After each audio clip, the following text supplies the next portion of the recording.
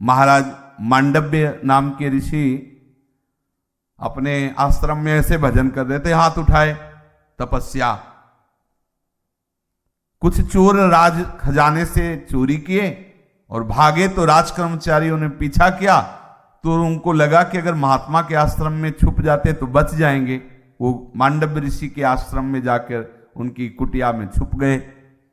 राज कर्मचारियों ने उनको छुपते हुए देख लिया। वहां आए तो माल सहित चोर पकड़े गए। तब उनको ऐसा लगा भगवत प्रेरणा से कि ये महात्मा का नाटक करते हुए ये चोर ही है, क्योंकि चोरों को रखता है। तो मांडव्य ऋषि को भी ले गए और ये नशे में थे समाधि के। अब भी इनको होश नहीं था। राजा के सामने खड़ा किया, धन प्रमाण है कि चोर हैं, उसमें कोई किसी के गवाही की जरूरत नहीं है, तो आदेश कर दिया सूली पे चढ़ा दो। सूली की सजा एक भाले की नोक जैसी छड़ पे ऊपर से ऐसे छोड़ दिया गया और गुदा द्वार से घुस के ऐसा। वो कब मरे, 1 दिन 2 दिन 4 घंटे, बहुत ही कष्टदायक मृत्यु। गला काट दो तो एक क्षण में। सूली की सजा बहुत कष्टदायक। गुदा द्वार से ऐसे अब वो जितना घुसा, मान लो इतना घुसा, अब वो उसी में तड़प रहा है कितने घंटे, ऐसा होता, बहुत ही कष्टदायक। आज जब महात्मा के गुदा में सूली गई तो उनकी समाधि भंग हुई। जो ही समाधि भंग हुई तो पद्मासन लगा लिया सूली पे। कोई साधारण महात्मा तो थे नहीं। और गुदा में सूली घुसी, पद्मासन, तो समझ लो लगा सकते हो पद्मासन। अगर चींटी काट ले तो पद्मासन छूट जाएगा। भैया हटाओ पहले, कहां। अब वो जब दूसरे अपराधियों को सूली की सजा दी जाती थी तब पहले वालों को उतारा जाता था, क्योंकि वो 1 2 3 दिन में वो पूर्णतः समाप्त हो जाता। वहां आए तो और तो सब मर चुके थे। महात्मा पद्मासन लगाए बैठे थे। भाग के गए, राजा से बताया कि हमें लगता है त्रुटि हो गई, कोई योगी निरपराधी ऐसा उसको सजा। अब वो तो कांप गए, क्योंकि सबसे बड़ा भय होता था सांप का। महात्मा सांप, तो सांप से बचने के लिए आगे गौ, फिर ब्राह्मण, ब्रह्म ऋषिजन और पीछे हो। ये पद्धति है। जे ही गौ और ब्राह्मण पर दृष्टि गई कि इसका प्रमाण होता है कि वैष्णव जन, संत जन गौ ब्राह्मण पर श्रद्धा करने वाला है, तो ऋषि महात्मा जो वास्तविक, उनका आधा क्रोध तो इसी में शांत हो जाता है कि ये आदर करने वाला है।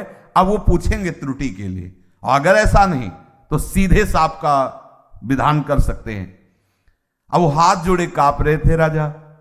मांडव्य ऋषि ने कहा कि मुझे सूली से उतराओ, तुम कांपो मत, हम तुम्हें दंड नहीं देंगे, हम सीधे निर्णायक को दंड देंगे। तुम निर्णायक थोड़ी हो, निर्णायक तो धर्मराज है, मैं उसे दंड दूंगा। अब सूली से उतराने खूब खींचे गए, लेकिन निकले ना सूली, तो वहीं से काट दी गई। अनि मांडव्य ऋषि इसीलिए कहा गया सीधे अपने तपोबल से हो धर्मराज संयमनीपुरी पहुंचे। वहां धर्मराज देखते ही खड़े हो गए, क्योंकि परम भागवत वो भी तो है।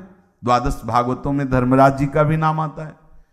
आदर किया, महर्षि आप आज्ञा कीजिए। बोले हमें बताओ ये सूली की सजा क्यों मिली, क्योंकि पूरे त्रिभुवन के न्यायाधीश वो हैं, वहीं से यहां निमित्त किसी को बना दी। इसीलिए विवेकी जन, अच्छा यमराज के भी शासनकर्ता प्रभु हैं, इसलिए भक्तजन सीधे प्रभु से संबंध रखते हैं, इसलिए वो यमराज को भी दूषित नहीं करते, क्योंकि बिना उनकी अनुमति के कहीं कुछ अगर हमारे थप्पड़ लग रहा है तो कारण इसके प्रभु हैं, और प्रभु कारण तो कोई मंगल विधान, क्योंकि मंगल भवन है, इसलिए भक्तजन सब सह जाते हैं, किसी से किसी भी तरह का प्रतिकूलता का व्यवहार नहीं करते।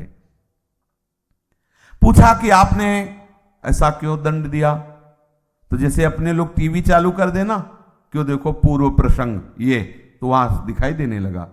वो 8 वर्ष के बालक हैं, खेल खेल में तितली को उठा के उसकी गुदा में कांटा डाल के और छोड़ दिया। बोले इसका दंड है। तो उन्होंने कहा कि ये ठीक नहीं है, 8 वर्ष के बालक को धर्म अधर्म का विधि निषेध का ज्ञान नहीं होता, और आपने बिना विवेक के, उनका शास्त्रीय मर्यादा, बोले आज से हम स्थापित करते हैं मर्यादा।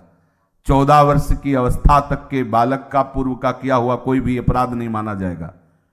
अपने यहाँ भी है कि 19-20 वर्ष तो शायद अपने यहाँ भी है कि छोटा अगर उससे कम है तो उसको उतना दंड नहीं मिलेगा जितना बड़े का, लेकिन हमारे भागवती के समय सिद्धांत में कि 14 वर्ष तक के द्वारा किए। अब ऐसा नहीं 14 वर्ष के लड़के के पहले को अपराध करवा दो कि तेरे को तो पाप नहीं, उसका स्वभाव बिगड़ रहा है, उसकी प्रवृत्ति बिगड़ रही है। पर और आपने ठीक निर्णय नहीं किया, इसलिए जाओ मृत्यु लोक में जन्म लो जाके। तो वही विदुर जी महाराज के रूप में साक्षात धर्मराज जी पधारे।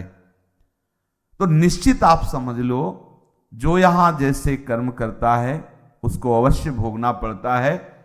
अगर भगवद आश्रित है तो अलग सिद्धांत है। ये तपस्वी हैं, भगवान का आश्रय और तपस्या का आश्रय अलग होता है। यहां है सन्मुख होए जीव मुझ वहीं जन्म कोटि अघनास होते। यहां नहीं कि तुमने काटा तो फिर सूली की सर। इसीलिए तो बहुत बड़ी छूट है इसमें। निकलो, जल्दी निकलो, समस्त अपराधों का मोचन करने वाले प्रभु पुकार रहे हैं। आ जाओ, आ जाओ, मेरी शरण में आ जाओ। अहम त्वाम सर्व पापेभ्यो मोक्षयिष्यामि मा शुचा। पर वो जीव इतना बावरा है, कुछ सुन के तैयार भी होते तो सोचते हैं कि ये निपटा ले फिर शरणागत हो जाए, मतलब फिर वृंदावन वास करेंगे, भजन नहीं होता है। कितने ऐसे हैं वो माया फंसाती रहती, कितने की अनुमति लेके गए बस आ रहे और आज तक नहीं आए। माया ऐसे थोड़ी। और जहां हो वहीं आश्रित हो जाओ, जहां हो जैसे हो जिस तरह में हो उसी तरह में भगवद आश्रित हो जाओ। अब निकल जाओगे क्योंकि आश्रय ले लिया। अब प्रभु आपको माया प्रपंच से निकाल देंगे।